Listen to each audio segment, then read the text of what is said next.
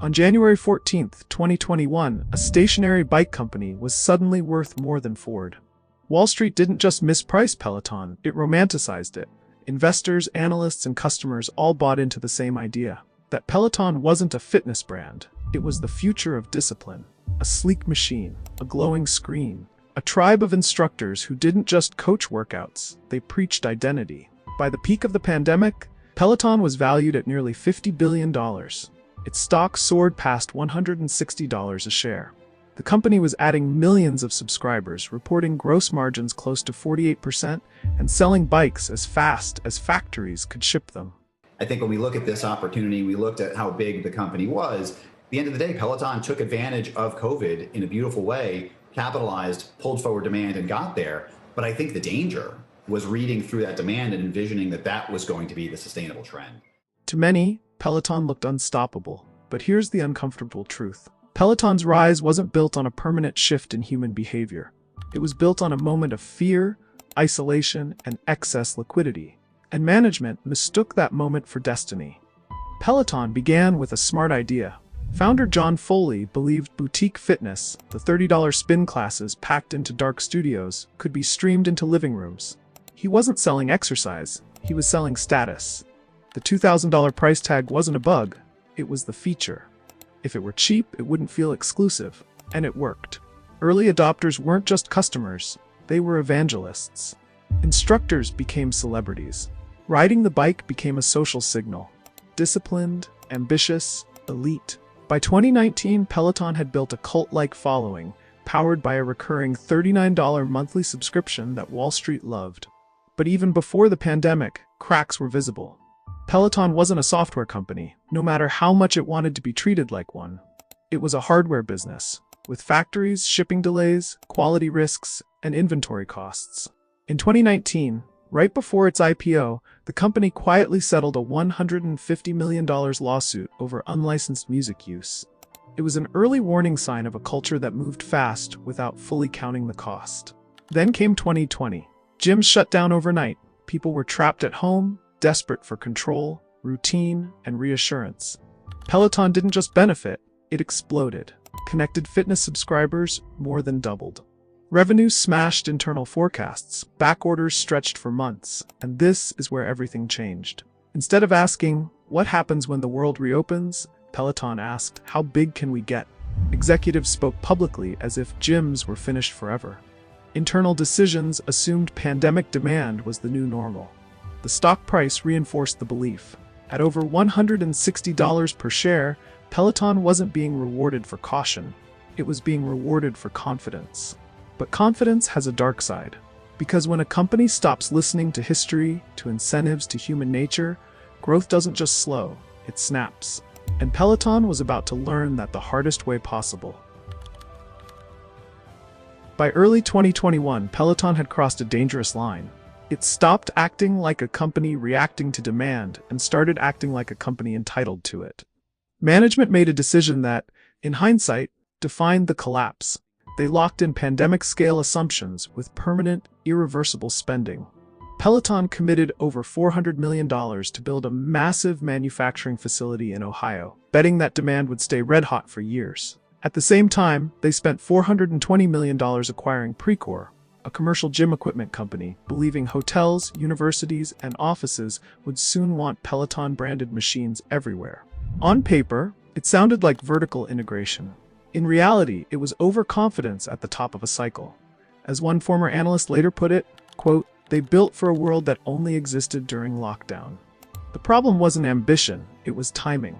By mid-2021, vaccines were rolling out, gyms reopened, social life returned, and the harsh truth emerged. Most people didn't want a $2,000 bike, they wanted their old lives back. Demand didn't just cool, it collapsed. Warehouses filled with unsold bikes and treadmills, inventory ballooned. Cash that should have stayed flexible was now locked inside steel frames and touchscreens. Peloton slashed its sales forecast by nearly $1 billion, flipping from profit to a $376 million net loss in a single year. They're seeing pain points essentially everywhere. Free cash flow is not where they want. Revenue beat Wall Street expectations by about 20 million, but of course, it was another annual decline for the company. App subscriptions were down 16%. They're still reporting a net loss. So this is not where the company once was. They were a high flyer at the height of the pandemic. They were a $1 billion plus quarter after quarter. Now their revenue, as you can see, was in the mid 700 millions, down 6%. Then came the moment that permanently damaged trust. Peloton's high-end treadmill, the Tread Plus, became linked to multiple injuries, including the death of a child. When the U.S. Consumer Product Safety Commission issued a warning, Peloton didn't lead with humility. It pushed back publicly, calling the warning inaccurate and misleading. That response shocked customers. Within weeks, Peloton reversed course and recalled the product, but the damage was done. Now, earlier this month, Peloton recalled 125,000 of its treadmills after incidents like this were reported. You can see a child playing under the treadmill and then being dragged under the machine. The Consumer Product Safety Commission says they received 70 reports of people and pets being injured. The victims suffered second and third degree abrasions, broken bones and lacerations, and one 6-year-old child died. The stock fell 15% in a single day, wiping out roughly $4 billion in market value. More importantly, the brand no longer felt premium. It felt reckless. From there, everything unraveled fast. Layoffs followed. 2,800 employees, roughly 20% of the workforce, were cut. The Ohio factory was abandoned before completion. Leadership credibility evaporated. Activist investors demanded the CEO step down. By February 2022, founder John Foley was out. His replacement, Barry McCarthy, a veteran CFO from Netflix and Spotify, didn't come in with big visions. He came in with a knife. Costs were slashed, marketing was cut, manufacturing was outsourced, bikes were pushed onto Amazon, rentals replaced ownership, subscription prices rose. It kept Peloton alive. But it couldn't bring back what was lost. Because the real collapse wasn't financial, it was emotional. Peloton's magic depended on belief. Belief that the product was aspirational, the brand cared, and the experience was worth the sacrifice. Once customers felt like they were being monetized instead of inspired, the relationship changed. And when that relationship breaks, no amount of cost-cutting can fix it. By 2023, Peloton wasn't collapsing loudly anymore. It was shrinking quietly. The headlines talked about stabilization, but what was really happening was something far more sobering. Peloton was being resized to match the business it should have been all along. Revenue was still falling year over year. Hardware sales kept declining as cheaper competitors and gyms reclaimed consumers. The only reason Peloton briefly reported profitability was brutal discipline.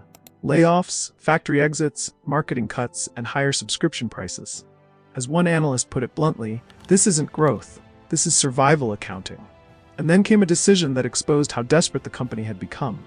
In 2024, Peloton introduced a $95 activation fee for used bikes. If you bought a Peloton secondhand from a friend, the company charged you just to turn it on. Customers were furious. The move wasn't about value creation. It was about extracting revenue wherever it could be found. Peloton didn't implode because people stopped exercising. It imploded because people stopped believing. And once belief disappears, no brand, no matter how expensive, exclusive, or well-marketed, survives the fall.